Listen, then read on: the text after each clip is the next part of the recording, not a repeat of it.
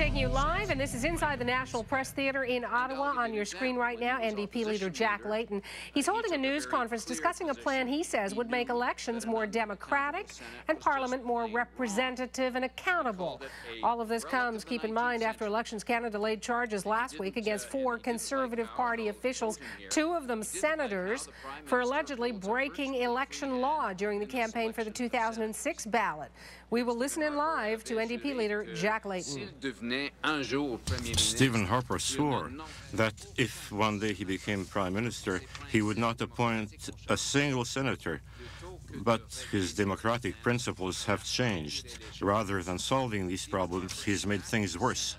With failed Conservative candidates, party insiders, Conservative insiders recently charged for violations of the Elections Act. According to Elections Canada, Conservatives overspent by over $1 million. You can't trust Stephen Harper's Conservatives.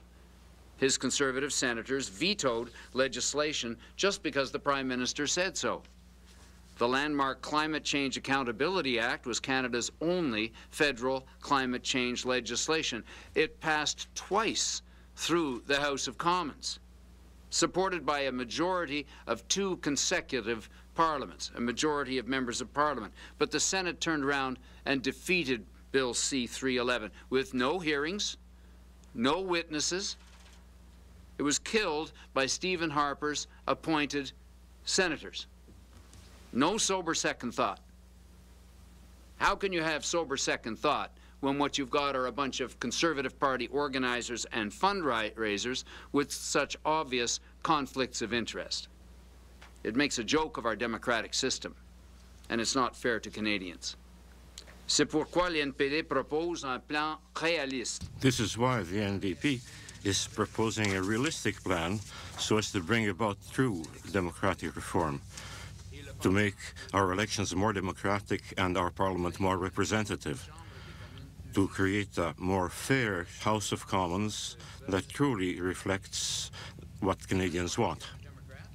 Proposing a realistic and a doable roadmap to real democratic reform, to make elections more democratic and Parliament more representative, creating a fairer House of Commons that truly reflects the views of all Canadians. So let's get to work cleaning up Ottawa.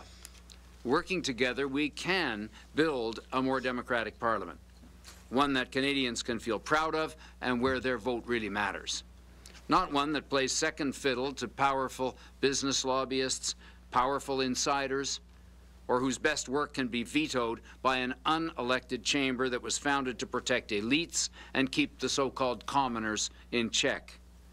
It's finally time to get rid of the unnecessary Senate, just like every province has already done, and start building a Parliament that puts Canadians first, not Conservative insiders.